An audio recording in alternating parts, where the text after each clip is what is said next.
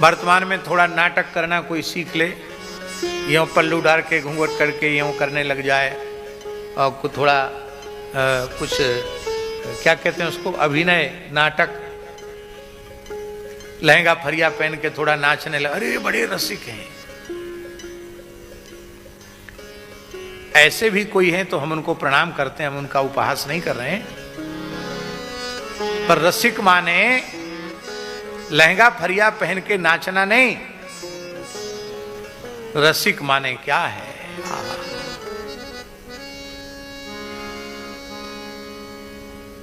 श्री स्वामी भगवत रसिक देव जी की साखी है।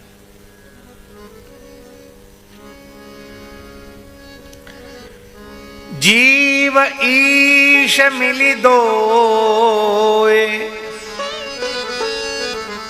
नाम रूप गुण परिहरे,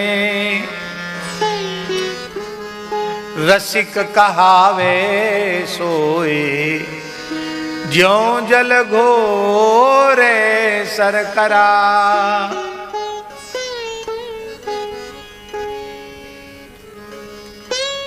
एक जग में पानी है, एक जग में पानी है और एक जग में शक्कर है। इसको आप शक्कर कहेंगे, इसको पानी कहेंगे, और दोनों को फेंट के मिला दो तो क्या होगा? न पानी पानी रह जाएगा, न शक्कर शक्कर रह जाएगी, दोनों मिलकर शरबत बन जाएगा। ऐसे ही निष्काम भक्त के प्रेम का जल, क्या निष्काम भक्ति रूपी प्रेम रूपी जल भक्त के हृदय में जो है, और भगवान रूपी शर्करा मिश्री, अधरम मधुरम वदनम मधुरम मधुराधिपते रखिलम मधुरम। मिश्री का खिलौना हो, मिश्री की मूर्ति हो, तो चाहे पैर चाटो और चाहे मूड़ चाटो, जिधर जीभ लगाओगे वहां से मिठाई का अनुभव हो। मधुराधिपते अखिलम मधुरम, सब कुछ मधुर है। वो घुल मिल गए हैं जिसके जीवन में न पानी पानी रह गया और न मिश्री मिश्री रह गई, दोनों मिलकर शरबत बन गए, उसको रसिक कहते हैं। महाराज, प्रेमियों के रोम रोम से रस बरसता है।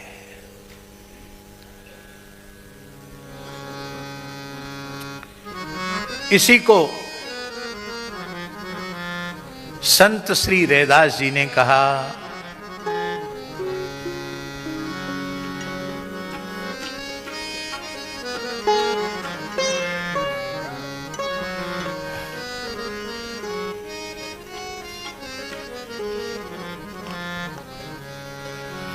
अब कैसे छूटे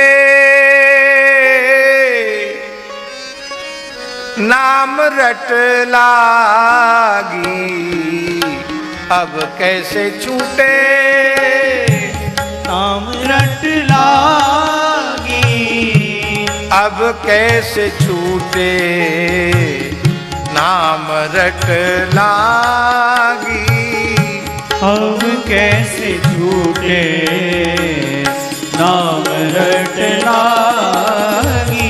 ये है रसिक। हम कहते अब कैसे लगे, वो कहते अब कैसे छूटे।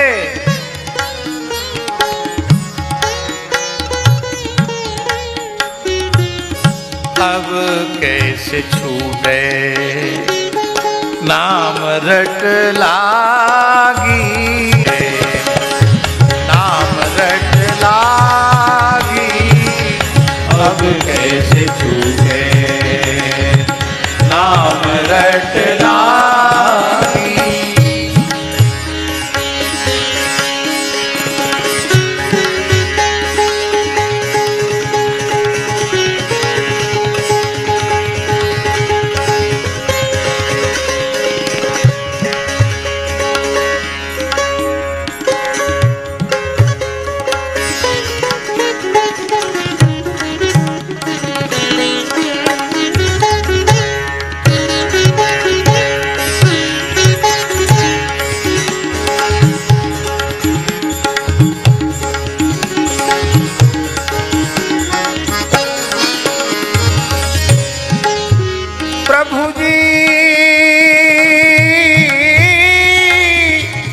तुम दीपक हम बाती।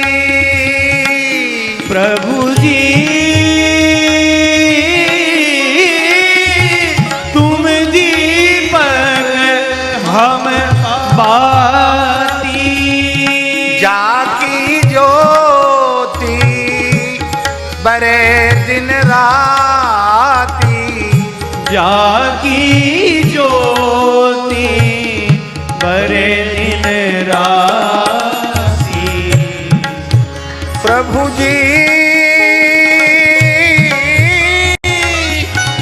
तुम मोती हम धागा। प्रभु जी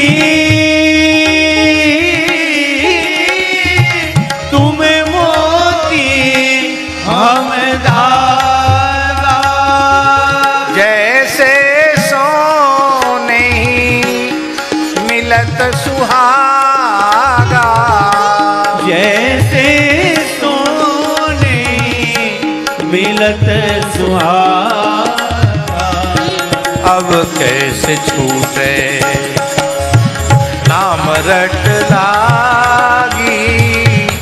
अब कैसे छूटे नाम रट लागी। अब कैसे छूटे नाम रट लागी। अब कैसे छूटे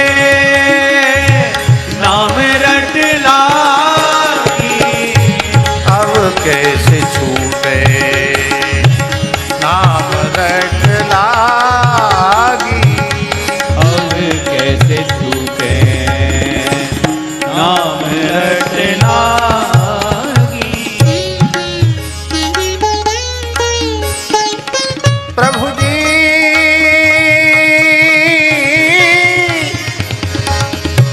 तुम स्वामी हम दासा। प्रभु जी तुम स्वामी हम दासा। ऐसी भगति करे रे दासा। ऐसी भगति करे रे दासा। अब कैसे छूटे नाम रट लागी। अब कैसे छूटे नाम रट लागी। अब कैसे छूटे नाम रट लागी। अब कैसे छूटे नाम रट लागी। रैदास जी के जैसा हृदय बन जाए उसको कहते हैं रसिक। ऐसे रसिक जन इस भागवत को कहने के अधिकारी हैं और ऐसे ही रसिक जन भागवत सुनने के उत्तम अधिकारी हैं। अब एक प्रश्न है कि ऐसा अंतःकरण न हो तो क्या न कहें न सुने? नहीं, फिर भी कहो, फिर भी सुनो। बस ये भाव लेकर सुनो कि हमारा अंतःकरण ऐसा बन जाए। ये भाव लेकर कहो, ये भाव लेकर सुनो, बन जाएगा अंतःकरण। श्री रैदास जी कहते हैं, रो कह जाने पीर पराई। जाके दिल में दर्द नाई। जाके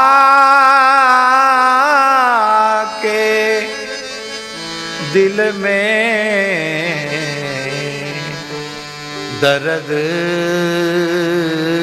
ना आई। दुखी दुहागिन होई पीही ना, नेह करति करि सेवन कीना, श्याम प्रेम का पंथ दुहेला, चलन अकेला कोई संग नहेला। सो कह जाने पीर पराई, जाके दिल में दर्द नाई। सुख की सार सुहागिन जाने, तन मन दे अंतर नहीं आने। आन सुनाए और नहीं भाके, राम रसायन रसना चाखे। राम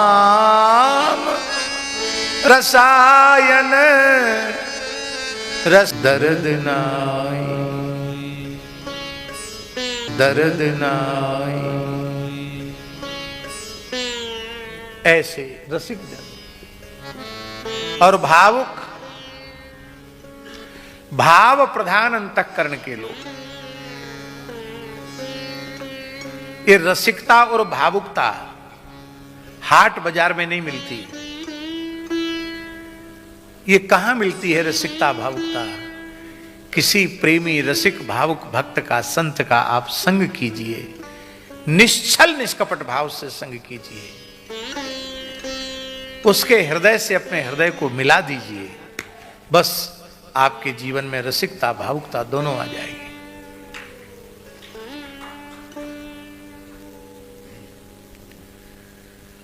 भावना प्रधान स्तर की जो बातें हैं वो विचार प्रधान स्तर के लोग नहीं समझ सकते हैं।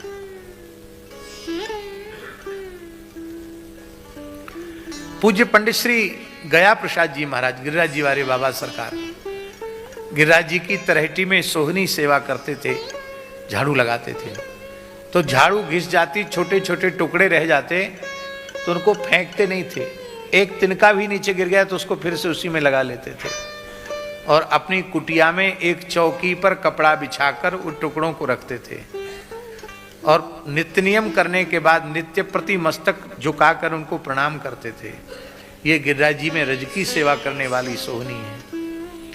और जब वो 5-10 की संख्या में छोटे छोटे टुकड़े इकट्ठे हो जाते तो उनको सिर पे रख के ले जाते, गिरिराज जी की तरहेटी में खोद करके रज उनको समाधि दे देते थे।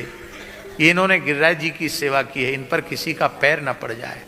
अब केवल विचार प्रधान व्यक्ति सोचेगा ये झाड़ू जब बुहारने लायक नहीं बची तो फेंक दो कचड़े में, डस्टबिन में डाल दो।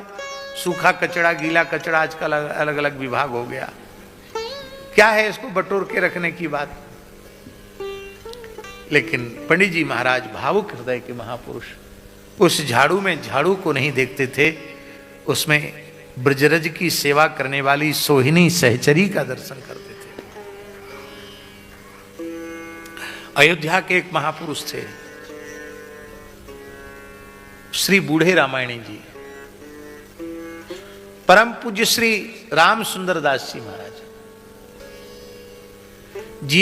जीवन भर रामायण पढ़ाई, इसलिए उनका नाम ही पड़ गया बूढ़े रामायणी जी। अभ्यागत संत के समान वो छावनी में रहते थे और ठाकुर जी की सेवा के लिए कलश लेकर श्री सरयू जी से जल लेके आते थे।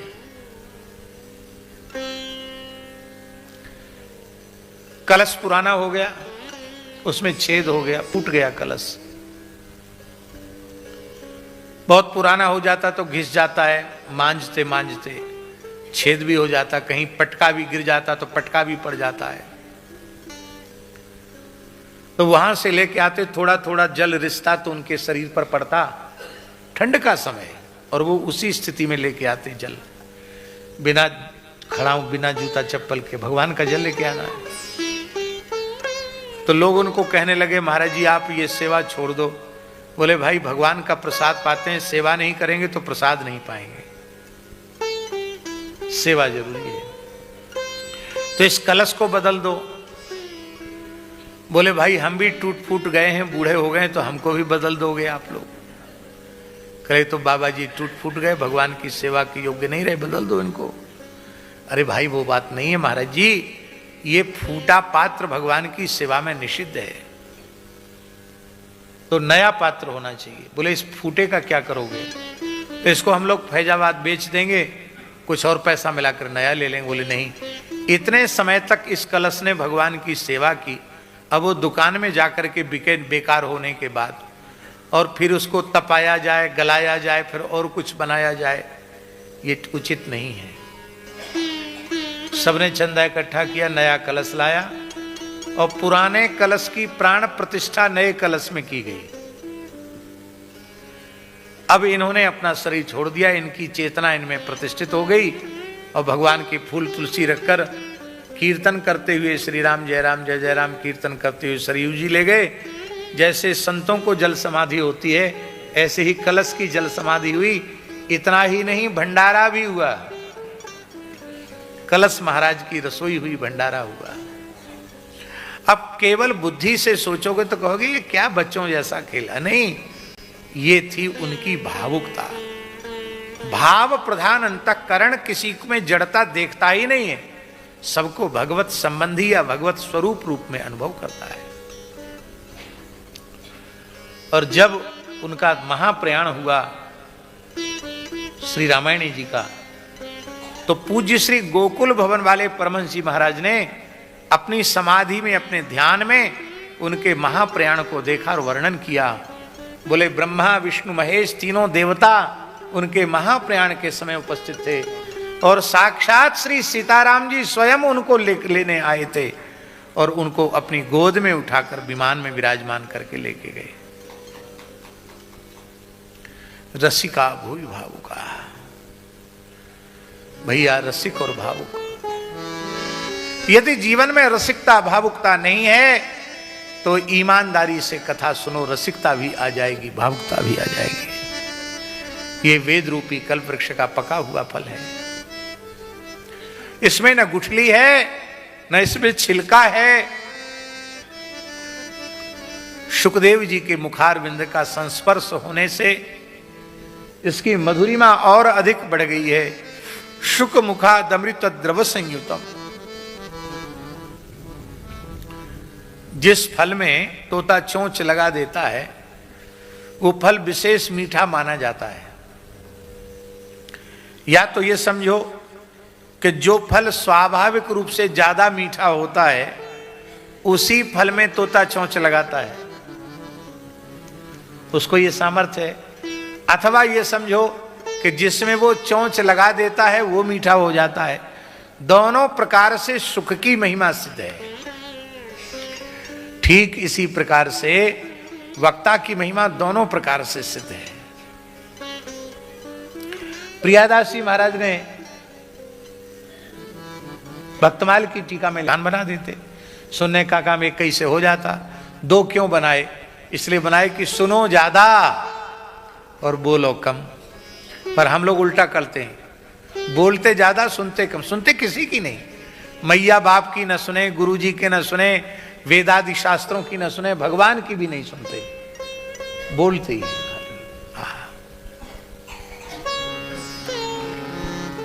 इन कर्ण पुटकों में भर भर करके इस रस का पान कीजिए, क्योंकि भूवि यह रस धरती पर ही सुलभ है। स्वर्गे सत्ये च कैलासे वैकुंठे नास्ते मृषः अतः पिबंतु सद्भाग्याः मामा मुंचत करिचित। ये रस स्वर्ग लोक में नहीं, सत्य लोक में, वैकुंठ में भी नहीं, कैलाश में भी नहीं। ये रस तो धरती पर सुलभ है और धरती में भी भारतवर्ष में सुलभ है।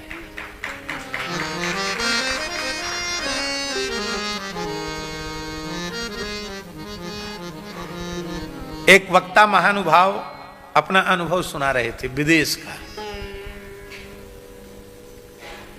बोले वहां जो कथा कराने वाले हैं केवल बेई कथा सुनते हैं, वो दूसरा कोई नहीं सुनता। किसी को फुर्सत हो तब ना सुने। तब उसमें ये विचार किया जाता कि संडे किस दिन है। क्या संडे माने रविवार ना, संडे किस दिन है? तो संडे वाले दिन का उस दिन छुट्टी होती है तो प्रचार कर दिया जाता है। तो वो ऐसे नहीं आते हैं सुनने वाले संडे के दिन भी। वो कैसे आते हैं? उनको खाने पीने की व्यवस्था करनी पड़ती है।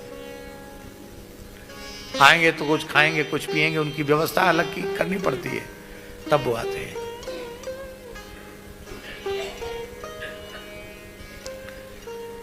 पर धन्य है भारतवर्ष की धरती। कहां कहां से प्रेमी लोग सुनने आए हैं। आज भगत जी बता रहे थे कि हमने जितने लोग बुलाए सब सुनने के लिए ही बुलाए, और सब पक्के श्रोता हैं, सच्चे श्रोता, सब सुनने का संकल्प लेकर के ही आए हैं। हमको और कुछ नहीं करना, हमको सुनना है। और जितना बड़ा ये हॉल है इतना ही बड़ा दूसरा हॉल भी है, बगल में, ऊपर ही है, बगल में इसके। और उसमें भी बड़ी स्क्रीन लगाई गई है इसलिए कि इसमें भीड़ बढ़ जाए तो वहां बैठ करके लोग सुविधा पूर्वक कथा श्रवण कर लें। कुछ लोगों के मन में ये बात आ गई कि ये व्यक्तिगत कथा है, पारिवारिक कथा है, इसमें सबका प्रवेश नहीं है। तो ये भ्रम अपने मन से निकाल देना। सबको कथा सुनने की व्यवस्था है। जो यहाँ बैठ सकें वो यहाँ बैठें, जो वहाँ बैठ सकें वो वहाँ बैठें। और माइक की भी उत्तम व्यवस्था है, जहाँ तक माइक की आवाज़ जाती वहाँ सुने, और यूट्यूब के माध्यम से घर बैठे भी सुन सकते हैं। बोलो भक्तवत्सल भगवान की जय। मुहुरहो रसिका भुवि भावुका। हे रसिको, हे भावुको, इस कथा रस को बार बार पियो, क्योंकि रस पृथ्वी पर ही सुलभ है, अन्यत्र सुलभ नहीं। और पृथ्वी पर भी भारतवर्ष में सुलभ है। विदेश की धरती पर तो संडे मंडे में कभी मिलेगा तो पता नहीं क्या मिलेगा क्या नहीं मिलेगा। यहां सुलभ है रस, विशेष रूप में सुलभ है। बोलो भक्तवत्सल भगवान की। आज का समय तो मंगलाचरण में ही सफल हो गया, लेकिन थोड़ी देर और कथा कहेंगे, तब तक थोड़ी देर कीर्तन कराओ।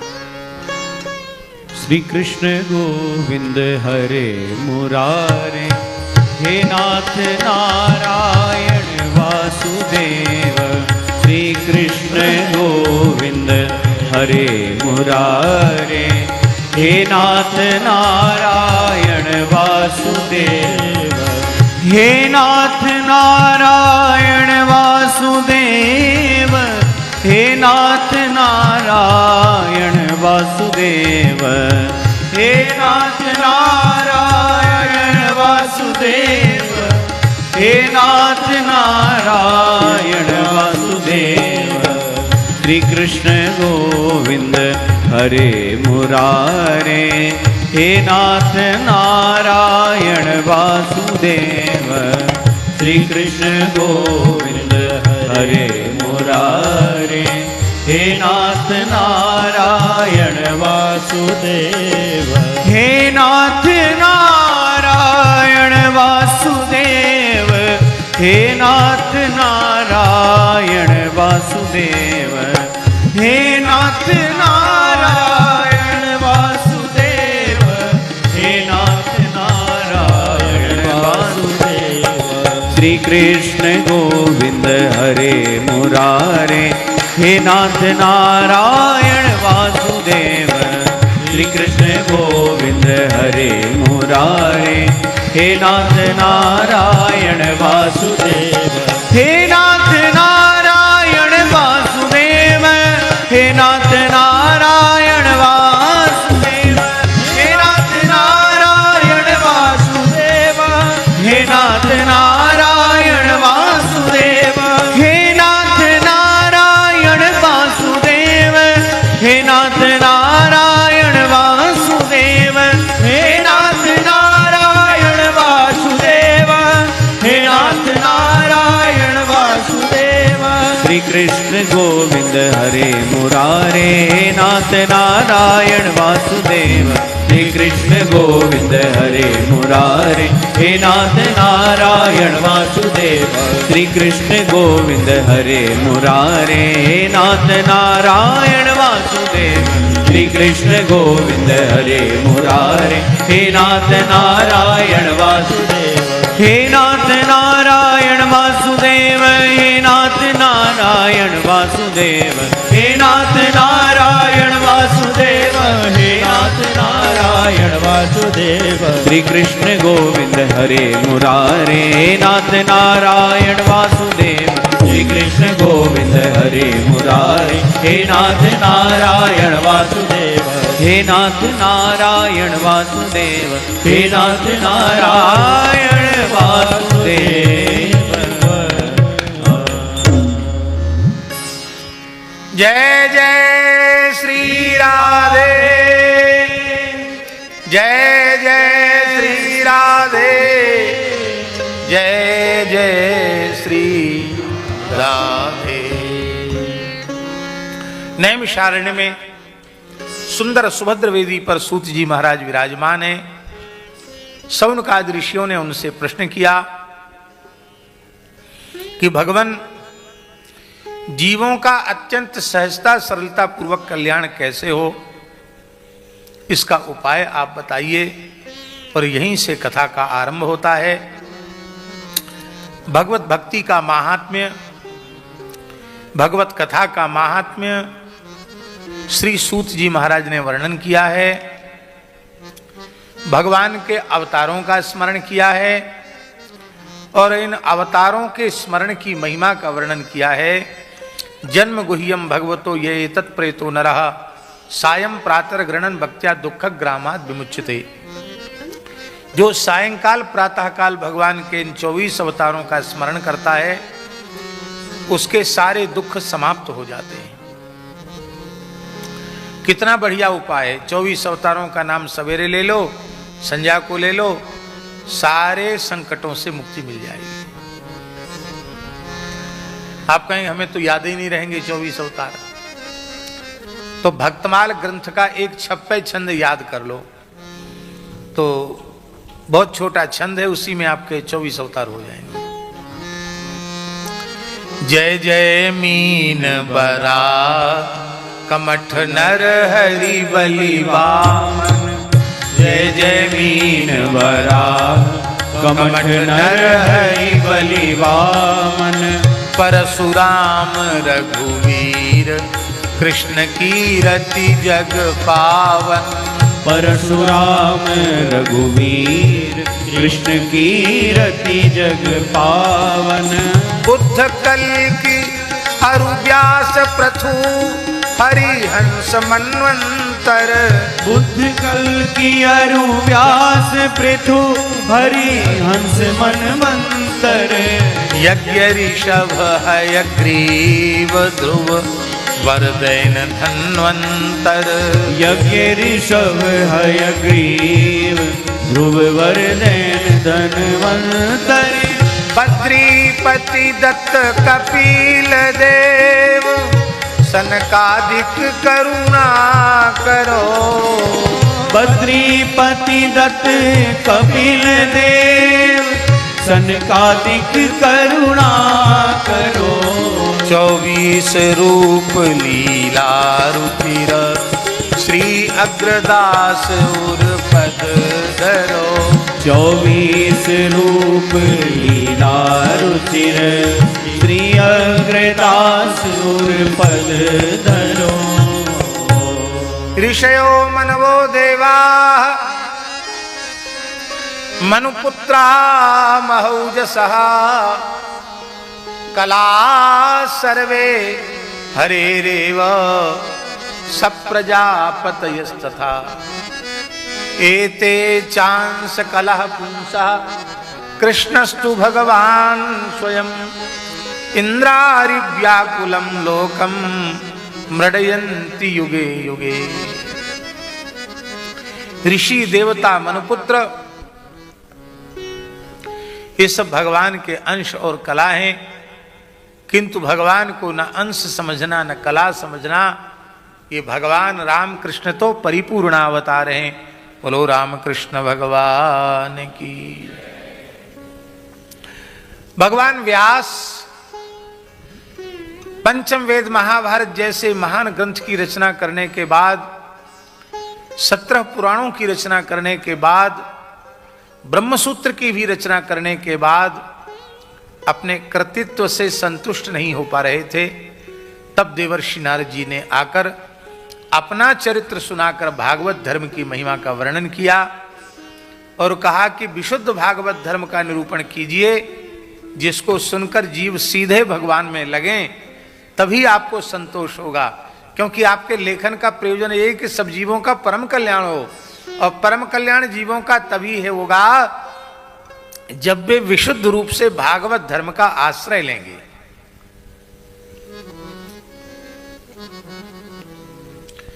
यथा धर्मादयश्चार्था मुनिवर्यानुकीर्तिता न तथा वासुदेवस्य महिमा ही अनुवर्णिता। वैसे आपने भगवान की महिमा का वर्णन नहीं किया। देखो, मैं पूर्व कल्प में उपवर्हण नाम का गंधर्व था। ब्रह्मलोक तक मेरी गति थी। ब्रह्मलोक कथा सुनाने के लिए, कीर्तन करने के लिए, अभिनय करने के लिए गया था। पर भक्ति शून्य अंतःकरण होने के कारण ब्रह्मलोक की अप्सराओं को देखकर मोहित हो गया। अपने हाव भाव कटाक्ष से उनको अपनी ओर आकृष्ट करने लग गया। यही अपराध बना और ऋषियों ने शाप दिया। मेरा ब्रह्मलोक से पतन हो गया और मुझे दासी पुत्र के रूप में जन्म लेना पड़ा। इससे एक बात सिद्ध हो गई, जिस आसन पर आप लोगों ने हमको बिठाया है वह आसन किसी मनुष्य का आसन नहीं है। किसका आसन है? परमहंस चक्र चूड़ामणि आचार्य महामुनिंद्र भगवान श्री शुकदेव जी का आसन है। भगवान व्यास का आसन है। हम व्यास जी नहीं हो सकते और हम शुकदेव जी भी नहीं हो सकते, हम जानते हैं। लेकिन क्या हम यह विचार नहीं कर सकते कि जिस आसन पर हम बैठे हैं सुखदेव जी का आसन है? इसलिए वक्ता को हाव भाव कटाक्ष से किसी के रूप को, किसी को देखकर उसको आकृष्ट करना, यह उस वक्ता के पतन का कारण है। व्यक्ति को देखकर कथा मत कहो, भगवान को ध्यान में रख करके कथा कहो। नित्य सिद्ध भगवत भक्तों को ध्यान में रख करके कथा कहो। अभी तो हम थोड़ा ठीक बैठ के कथा कह रहे हैं। एक बार हमने ग्वालियर में कथा कही, बहुत पुरानी बात है।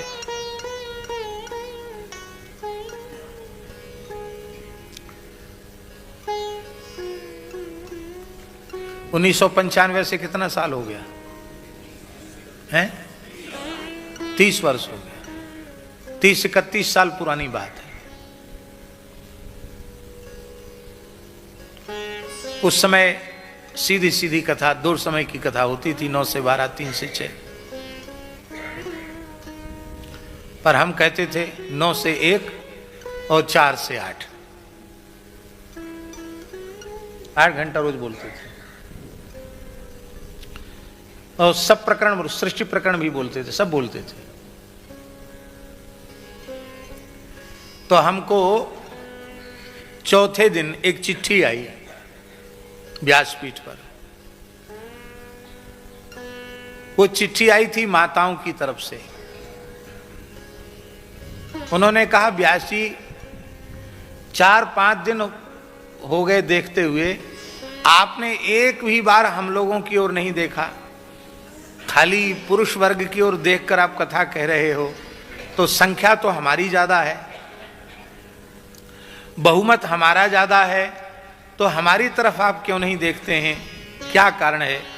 और उस समय हम क्या करते थे कि सामने पुरुष वर्ग को ही बिठाते थे, माताएं एक किनारे में, और कथा भी कहते थे ऐसे कहते।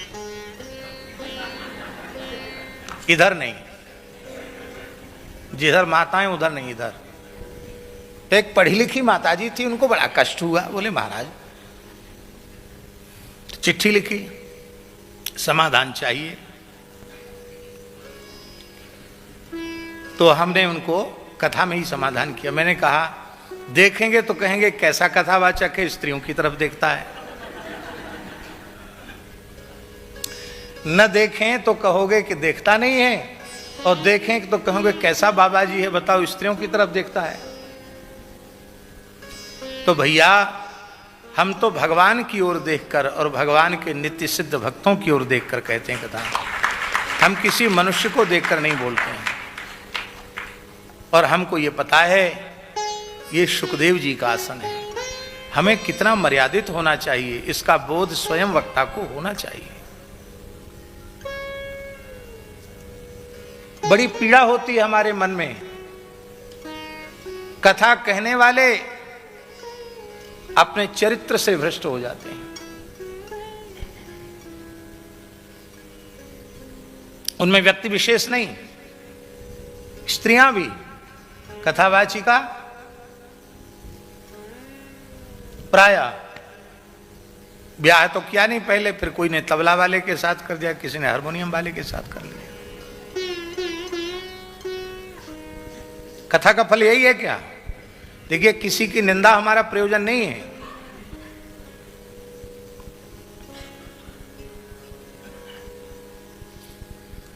भाई, मीरा जी के जैसी मीरा ही हैं, करमेती की जैसी करमेती ही हैं। आप उनके पद चिन्हों पर चलकर भजन कीजिए, अपने परिवार में अच्छे संस्कार दीजिए। स्त्री हो अथवा पुरुष, उसे अपने चरित्र को संभाल कर रखना ही चाहिए। ब्रह्मलोक तक कथा सुनाने गए, दुनिया का कोई वक्ता बताओ जो स्वर्ग में भी कथा सुनाने गया हो। नारद जी कहते ब्रह्मलोक तक कथा सुनाने गया, लेकिन अपने मन का संयम न होने के कारण में नीचे गिर गया।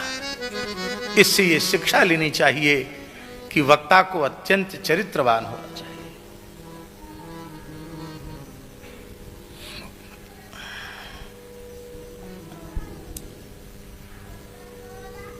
कृपा कर दी ऋषियों ने, संतों की सेवा की, दूसरे जन्म में उनकी जूठन खाई, अंतःकरण शुद्ध हो गया। मेरी माता को सर्प ने डस लिया, माता की मृत्यु हो गई, और मैं सब कुछ त्याग करके उत्तराखंड की ओर चला गया। एक पवित्र झील में स्नान करके भगवान का ध्यान करने लग गया। उस समय भगवान की मंगल मूर्ति मेरे हृदय में प्रकाशित हो गई। अभी मैं आनंद में विभोर हो रहा था कि इसी बीच में भगवान अंतर्धान हो गए। जब भगवान अंतर्धान हो गए तो मैं जोर जोर से रोने लग गया। इतना अधिक विरह हुआ मानो प्राण ही निकल जाएंगे।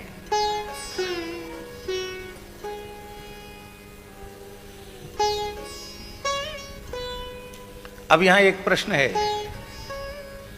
कि ये जो नारद जी के हृदय में भगवान का स्वरूप प्रकाशित हुआ था, ये भगवत साक्षात्कार ही था। और भगवत साक्षात्कार का फल क्या है?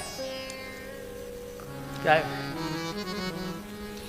भिद्यते हृदय ग्रंथि छिद्यन्ते सर्व संशया क्षीयन्ते चास्य कर्माणि दृष्ट एवात्मनीश्वरे।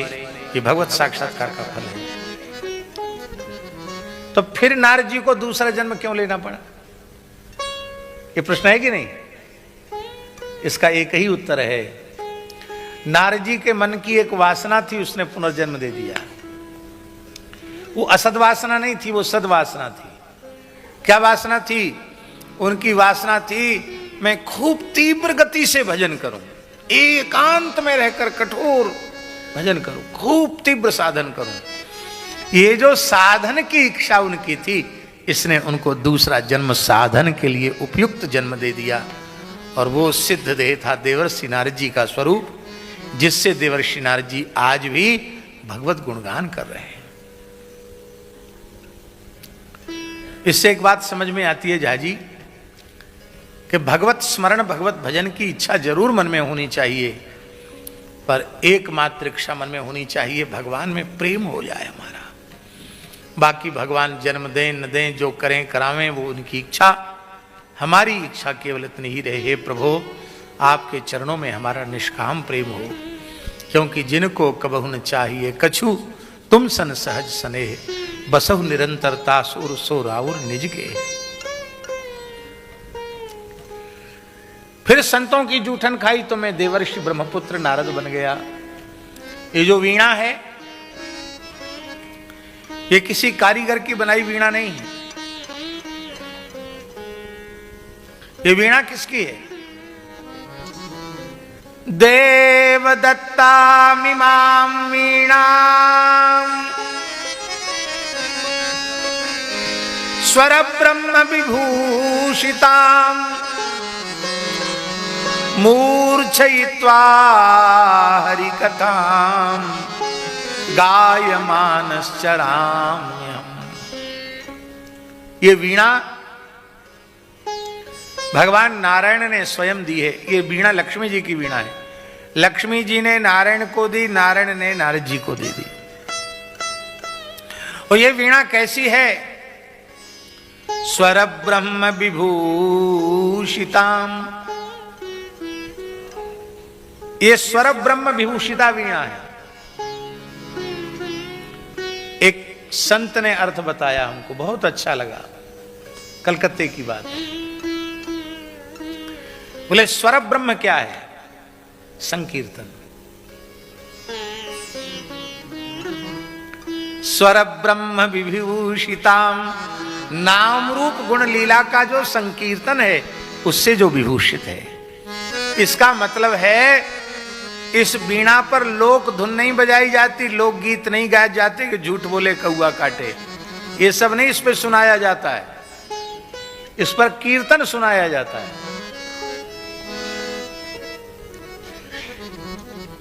उटपटांग चीज नहीं सुनाई जाती। अब स्थिति यह है, अब तो लोग कहते हैं कि आप उसका आशय गलत मत लगाइए, अच्छा आशय लगाइए, और ऐसा कहकर फिल्मी गीत भी गाए जाते कथाओं में। और किन्हीं महानुभाव के द्वारा गाए जाते हैं तो अच्छा है, उनकी सामर्थ्य, उनकी वाणी से अच्छे भी लगते होंगे। किंतु दास अत्यंत विनम्र भाव से निवेदन करे, हम लोग गरीब हैं क्या? हम लोग दरिद्र हैं क्या, जो हमको ये शराब कबाब का सेवन करने वाले विषयी भोगी पामर प्राणियों के लिखे हुए गीतों को अध्यात्म में घटाना पड़े? क्या श्री सूरदास जी, कबीरदास जी, तुलसीदास जी, मीराबाई, मलुकदास जी, गुरु नानक जी, इन सब संतों की वाणियां क्या लुप्त हो गई हैं? जब इतने संतों की वाणियां हैं तो आप लौकिक गीत क्यों गाते हैं? वक्ताओं से भी हमारा निवेदन है, आजकल के आधुनिक वक्ता तुलसीदास जी, सूरदास जी, कबीरदास जी को नहीं गाते हैं। नए नए तरीके के भजन चल गए, उनको गाते हैं। ये बहुत अनुचित है। संतों की जो वाणी है ना, वो सीधे हृदय पर प्रभाव करती है और सीधे भगवान से जुड़ती है। हम आपको सत्य कहें, हम आधुनिक संतों में केवल और श्री मामा जी की वाणी को ही गाते हैं। बाकी सब प्राचीन संतों की वाणियों को ही हम स्मरण करते हैं।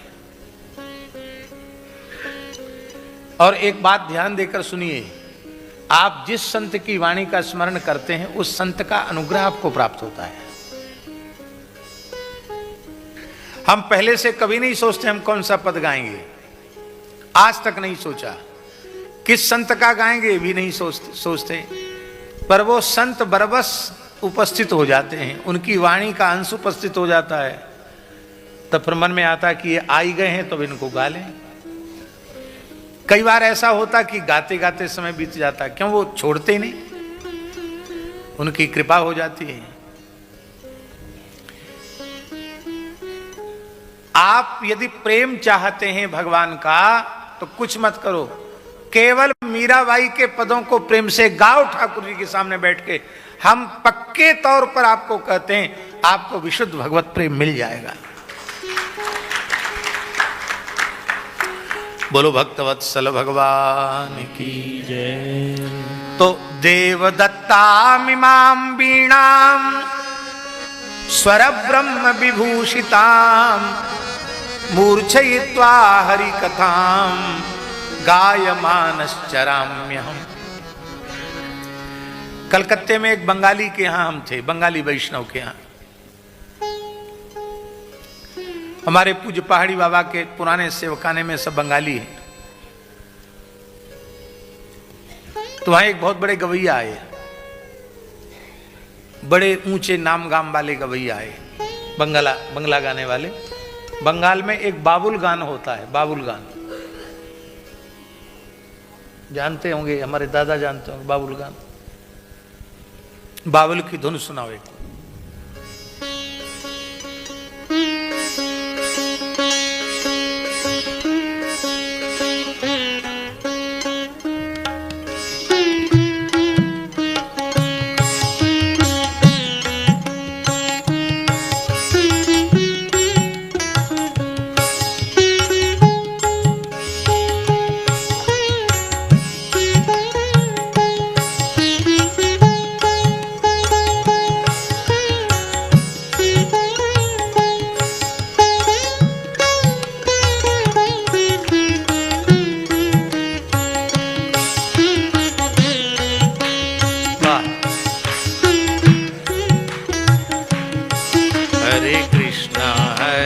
कृष्णा कृष्णा हरे हरे, हरे राम राम राम हरे हरे, हरे कृष्णा कृष्णा कृष्णा हरे हरे, हरे राम राम राम हरे हरे, हरे कृष्णा कृष्णा कृष्णा हरे हरे, हरे राम राम हरे हरे। अच्छे गवैया थे, तो लोगों ने कहा महाराज जी आपको बाबुल गान सुनाएंगे। तो उनके पहले जो संकीर्तन करने वैष्णव आए थे, उनसे उन्होंने हारमोनियम मांगा, बाबुल गान वाला। उन्होंने कहा ना देवो ना। अरे भाई क्यों नहीं दोगे? कहते तुम ही लोकगीत गाता है, हम इस पर संकीर्तन करता है, लोकगीत गाने वाले को नहीं छूने देगा। इतना बड़ा गवैया है तो अपना हारमोनियम लेके क्यों नहीं घूमता है? महाराज जिन जो जजमान थे वो नाराज हो गए, इतने बड़े गवैया का अपमान करते हो। बोले कख न देवो ना, चले जाओ। नहीं दिया तो मैंने उनको कहा इन पर नाराज मत हो, इनकी निष्ठा बहुत अच्छी है। बोले हम लोग तबला हारमोनियम झांझ इनका पूजन करते हैं तब कीर्तन शुरू करते हैं, क्योंकि इन पर नाम ब्रह्म गाया जाता है। इसका मतलब है ये वाद्य यंत्र लोक धुन बजाने के लिए, लोक गीत गाने के लिए नहीं, ये भगवान नाम संकीर्तन के लिए। देवदत्तामिमां वीणां स्वर ब्रह्म विभूषितां मूर्छयित्वा हरिकथां गायमानश्चराम्यहम्। नारद जी तो चले गए।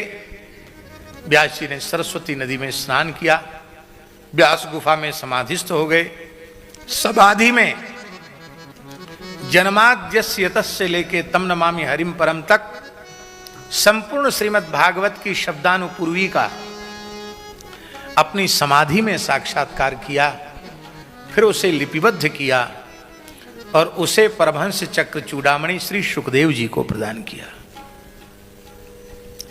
सुखदेव जी ने कैसे सुना भाई? वो तो जन्म लेते ही, कल आपने कथा में सुना होगा कि जन्म लेते ही वो सन्यास ले लिया उन्होंने।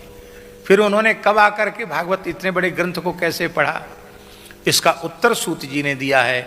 आत्मा रामाश्च मुनयो निर्ग्रंथा अप्युरुक्रमे कुर्वन्त्य हेतुकीम भक्तिम इत्थम भूत गुणो ही। आत्मा में रमण करने वाले आत्माराम, आप्त काम, पूर्ण काम, परम निष्काम मुनि भी भगवान के गुणों को सुनकर उनकी ओर आकृष्ट हो जाते हैं, क्योंकि भगवान के गुण ही ऐसे हैं। एक बार व्यास जी ने अपने शिष्यों को कुछ भागवत के श्लोक रटा दिए। जिस वन में सुखदेव जी भजन कर रहे थे, तप कर रहे थे, उसी वन में जाकर व्यास शिष्यों ने एक श्लोक गाया। बरहा पीड़म नटवर बपु कर्णयो कर्णिकारम बिभ्रदवास कनक कपिशम वैजयंतीं च माला रंध्रान वेणो रधर सुधया पूरयन गोप वृंदै वृंदारण्यम स्वपद रमणम प्राविशत गीत कीर्ति। अरे सखियों, राधा रानी कह रही हैं, कैसा सुंदर स्वरूप है श्याम सुंदर का। इन्होंने कितना सुंदर मयूर पिच्छ का मुकुट धारण कर रखा है। नटवर बपू हैं, कानों में कनेल का फूल है। कर्णयो दो कान और कर्णिकारम एक वचन, माने कनेल का एक फूल कान पर रखे। कनेल का फूल जानते हैं ना, पीला फूल कनेल का, लंबा, कान पर रखने लायक। जीव गोस्वामी जी कहते, एकमेव कर्णिकार पुष्पम कदाचित दक्षिण करणे विदधाति कदाचित वाम करणे। एक ही पुष्प कभी यहां रख लेते, कभी यहां रख लेते। क्यों? कि एतत् श्री कृष्ण से संकेत पुष्पम, ये संकेत पुष्प है। गोपियां अपने नेत्रों के इशारे से पूछती हैं, प्रभु आज गैया चराने किस ओर जाएंगे? इधर जाना तो इधर रख लेते हैं, इधर जाना तो इधर रख लेते हैं। चलो सखी वहां जाइए जहां बसत ब्रजराज, गोरस बेचत हरि मिले, एक पंथ द्वय काज। पीतांबर धारण किए हुए हैं, वैजयंती माला है। ग्वालवाल उनकी कीर्ति का गान कर रहे हैं। वृंदावन में गैया चराते हुए अपने चरणों के स्पर्श से वृंदावन को धन्याति धन्य बनाते हुए वे विचरण कर रहे हैं। इन सुंदर स्वरूप का श्रवण करके एक बार सुखदेव जी का मन खिंचा, आकृष्ट हुआ। अभी हम केवल निर्गुण निराकार सनातन ब्रह्म ज्योति का ध्यान कर रहे हैं, पर जिनकी वह ज्योति है वो सगुण भगवान इतने सुंदर हैं, इनकी ओर चलना चाहिए। फिर सहसा उन्होंने अपने मन को रोक लिया, क्योंकि योगियों को अपने मन को रोकने का अभ्यास होता है। रोक लिया। सुंदर तो बहुत हैं और स्वभाव सुंदर न हो तो स्वरूप होने के साथ ही साथ स्वभाव भी सुंदर होना चाहिए। आपका स्वरूप चाहे जितना सुंदर हो, और स्वभाव में जब बोलते हो तब ही उगलते हो, तो आप कहीं भी फिट नहीं होगे, सब जगह से आपका तिरस्कार होगा। जितना स्वरूप सुंदर हो उससे अधिक व्यवहार सुंदर होना चाहिए। दूसरी बार व्यास शिष्य आए, अब की बार भगवान के स्वभाव का वर्णन उन्होंने किया। अहो बकीयं स्तन कालकूटम जिगंसया पाययदप्य साध्वी लेभे गतिम धातृचितां ततोन्यम कंबा दयालुम शरणम। बड़े आश्चर्य की बात है। बक दैत्य की बहन बकी पूतना अपने स्तनों पर कालकूट विष का लेप करके बाल कृष्ण को मारने की इच्छा को लेकर के आई, और उस दुष्टा ने विष से संलिप्त पयोधर बालकृष्ण प्रभु के मुख में दे दिया। वो तो मारने का संकल्प लेकर आई, उसने तो जहर दिया और भगवान ने उसको बदले में माता की सी गति प्रदान कर दी। इन श्री कृष्ण से बढ़कर कौन कृपालु दयालु होगा जिसकी शरण आ जाए। यह सुनते ही शुकदेव जी व्याकुल हो गए, समाधि से उठ गए। बोले ब्रह्मचारियों, ये कहां से सीख के आए हो? बोले ऐसे 1-2 श्लोक नहीं, हमारे गुरुजी ने 18,000 लिखे हैं। अच्छा, क्या है आपके गुरुजी का परिचय? बोले श्री श्री 1008 श्री कृष्ण द्वैपायन भगवान वेदव्यास जी महाराज। बोले अच्छा, ये तो मेरे पूज्य पिताजी हैं, तुम्हारे गुरुजी हैं, हमारे तो पिताजी हैं। बोलो भक्तवत्सल भगवान की। हमारे पूज्य गुरुदेव भक्तमाली जी कहते थे, ज्ञान संबंध विच्छेद करता है और भक्ति संबंध जोड़ती है। बोलो भक्तवत्सल भगवान की। ज्ञान उत्पन्न हुआ तो संबंध विच्छेद हो गया, और भक्ति उत्पन्न हुई तो संबंध जुड़ गया। उन्होंने मेरे पिताजी हैं।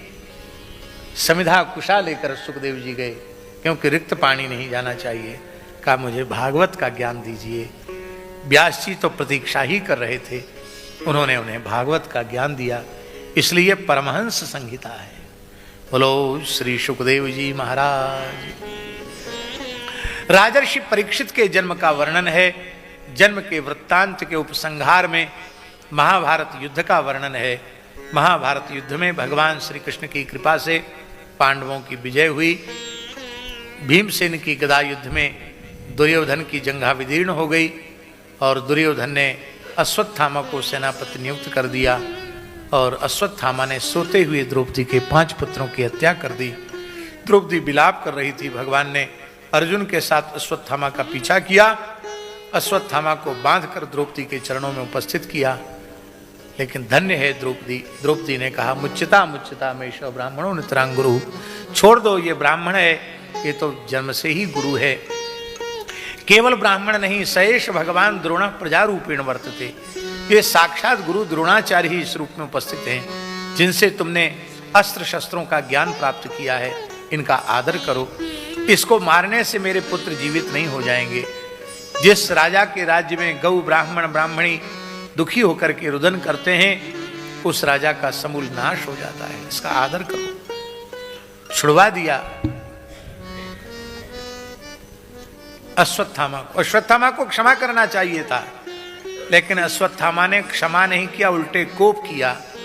5 दिव्यास्त्रों का प्रयोग भगवान श्री कृष्ण के ऊपर किया, और उत्तरा के गर्भ पर पुनः ब्रह्मास्त्र का प्रयोग किया। भगवान ने सुदर्शन चक्र से पांडवों की रक्षा की, और उत्तरा भगवान की शरण में आई। गर्भ भगवान ने उत्तरा के गर्भ में प्रवेश किया और गर्भगत परीक्षित की रक्षा की। बोलो भक्तवत्सल भगवान की। अब भगवान का सारा कार्य हो गया। भगवान द्वारिका जाना चाहते हैं। कुंती माता रोती हुई उपस्थित हुई। भगवान ने कहा बुआ जी अब तो सब काम हो गया, अब क्यों रो रही हो? कुंती जी ने कहा महाराज मुझे कुछ चाहिए आपसे। क्या चाहिए? बोलो क्या चाहिए? बोले हमको विपत्तियां चाहिए। भगवान बोले बुआ जी कहीं भूल तो नहीं गई? मांगना चाहती हो संपत्ति, मुंह से निकल गया हो विपत्ति, अभी सुधार संभव है? बोले नहीं, मैं खूब सोच समझ के मांग रही हूं। विपदस संतु न सस्वत तत्र तत्र जगत गुरो भवतो दर्शनम यत्स्यात् अपनर्भव दर्शनम। हे भगवान, जब तक हमारे ऊपर हमारे पुत्रों के ऊपर विपत्ति थी, आप द्वारिका छोड़कर यहाँ खड़े थे। अब संपत्ति आ गई तो आप कहते हम द्वारिका जाएंगे। सुख के माथे सिल परे जो नाम हृदय ते जाए, बलिहारी व दुख की जो पल पल नाम रटाए। हे भगवान, आपका दर्शन जो सबसे बड़ा दुख है जन्म मृत्यु के चक्र में पड़े रहना, उससे छुट्टी दिलाने वाला है। आप ऐसे ही मंद मंद मुस्कुराते रहो। भगवान की यात्रा स्थगित हो गई। दूसरे दिन सरसैया पर पड़े हुए भीष्म पितामह के निकट भगवान पहुंचे। भगवान की आज्ञा से पितामह भीष्म ने दान धर्म, राज धर्म, मोक्ष धर्म, स्त्री धर्म, भगवत धर्म सबका समास व्यास क्रम से वर्णन किया। अंतिम में भगवान की स्तुति की। इति मति रूप कल्पिता वितृष्णा इत्यादि श्लोकों के द्वारा बहुत सुंदर भीष्म स्तुति है। स्वनिगम मपहाय मत प्रतिज्ञाम ऋत मधुकर्त मप प्लुतो रथस्था धृत रथ चरणों भेयात चलत गुरु हरिर्वहंति विभम गतोत्तरीय। भगवान, आपने महाभारत युद्ध में प्रतिज्ञा की थी मैं अस्त्र नहीं उठाऊंगा, और मैंने प्रतिज्ञा की थी, आज जो हरहीन शस्त्र कहाऊं तो लाजूं गंगा जननी को शांतनु सुत न कहाऊं। भगवान आपने अपने भक्त भीष्म की प्रतिज्ञा को सत्य करने के लिए चक्र उठा लिया। उस समय आपका पीताम्बर गिर गया था, मानो पीताम्बर कह रहा था आप अपनी प्रतिज्ञा छोड़ रहे तो मैं भी आपको छोड़ रहा हूं। बोले तू भले ही छोड़ दे, पर मैं भक्त रक्षण की प्रतिज्ञा का त्याग नहीं कर सकता। हे भगवान, वो झांकी मेरे हृदय को आलोकित कर रही है। भगवान की स्तुति करते करते भीष्म ने देह का त्याग किया। भगवान के स्वधाम गमन का समाचार अर्जुन के द्वारा प्राप्त करके पांडवों ने परीक्षित को राजा बनाया और महाप्रस्थान किया। पांडव भगवान के धाम को पधारे और इधर परीक्षित ने 3 अश्वमेध यज्ञ किए। कृपाचार्य जी के आचार्यत्व में देवताओं ने प्रत्यक्ष प्रकट होकर यज्ञ भाग ग्रहण किया। और वही श्री परीक्षित जी महाराज एक दिन शिकार खेलते हुए गए तो उन्होंने एक मरे हुए सर्प को कौशिक ऋषि के गले में लपेट दिया।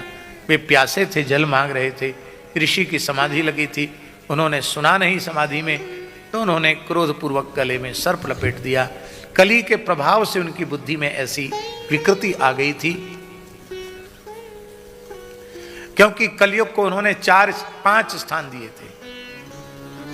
बहुत ध्यान से सुने ये बात, जिस मनुष्य के जीवन में ये 5 दोष नहीं है वो कलयुग में पैदा होकर भी सतयुग में जी रहा है।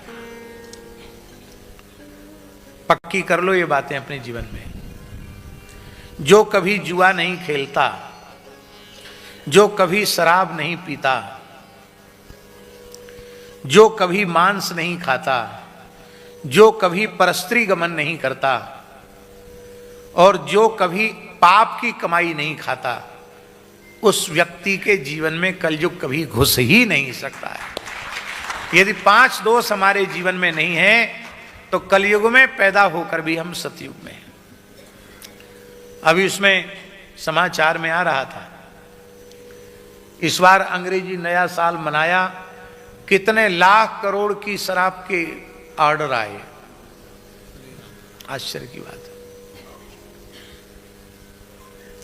नया साल लोगों ने मनाया तो हमें तो गिनती याद भी नहीं है, हम याद रखने की जरूरत भी नहीं है। कितने बिरयानी के ऑर्डर आए और कितने मांस के ऑर्डर आए, कितने शराब के ऑर्डर आए। अरबों खरबों रुपए लोगों ने शराब कबाब में खर्च किया। किस लिए? पुरानी साल गई और नई साल आ रही है। अरे अभागो, तुम्हारी पुरानी साल भी बेकार गई और तुम्हारी आने वाली साल भी ऐसे ही शराब कबाब में ही जाएगी। अभी हम लोग चित्रकूट से आए हैं। हमारे अत्यंत प्रिय गोवत्स बाल व्यास श्री राधा कृष्ण जी ने इस बार रस महोत्सव, राधा गोपाल प्रभु का रस महोत्सव चित्रकूट में मनाया था। कितनी बड़ी संख्या में लोग उपस्थित थे और वो लोग, उन लोगों ने भी बीता हुआ साल भी छोड़ा और नया साल भी मनाया, पर कथा कीर्तन सत्संग के माध्यम से मनाया। यद्यपि ये हम लोगों को नया साल नहीं है, ये तो अंग्रेजी सभ्यता का अंधानुकरण है। हम लोगों का नया साल चैत्र शुक्ल प्रतिपदा के दिन आरंभ होता है, उसी दिन नया विक्रम संवत्सर होता है। इसलिए हम लोगों को बड़े उत्साह पूर्वक नया संवत्सर का उत्सव चैत्र शुक्ल प्रतिपदा को ही मनाना चाहिए। आपने कभी सुना कि नए संवत्सर जो मनाने की हिंदू पद्धति है उसमें कभी आधी रात तक जगना, शराब कबाब करना, नाच गान करना, आपने कभी सुना? संप्राप्ते नववत्सरे प्रतिग्रहे कुर्यात् ध्वजारोहणम। हर घर में झंडा लगाओ, वंदनवारों से सजाओ, गैया के गोबर से लीपो, रंगोली बनाओ, देवताओं का, ब्राह्मणों का, पितरों का पूजन करो, वस्त्रों को, बच्चों को नए नए कपड़े पहनाओ, माताओं को आभूषण धारण कराओ। ये है, कथा कीर्तन करो तो पता चले अब नया साल आने वाला है। साल का पहला दिन जैसा जाएगा पूरी साल वैसी ही जाएगी। इसलिए चैत्र अमावास्या को वर्ष का विसर्जन और चैत्र शुक्ल प्रतिपदा को नए संवत्सर का शुभागमन यदि मनाना चाहते हैं तो ये दोनों मनाना चाहिए। आप लोगों को तो बहुत अच्छा नया साल का, अंग्रेजी नए साल का बहुत अच्छा वो मिला। क्योंकि आपका 2026 भागवत कथा के द्वारा मनाया जा रहा है। 1 जनवरी को आ गए थे ना हम यहाँ, नए साल में झारखंड आ गए, अंग्रेजी साल में, और आप लोगों को ठीक 2 तारीख से ही कथा सुनने को मिल गई। ये भगवान की बड़ी कृपा।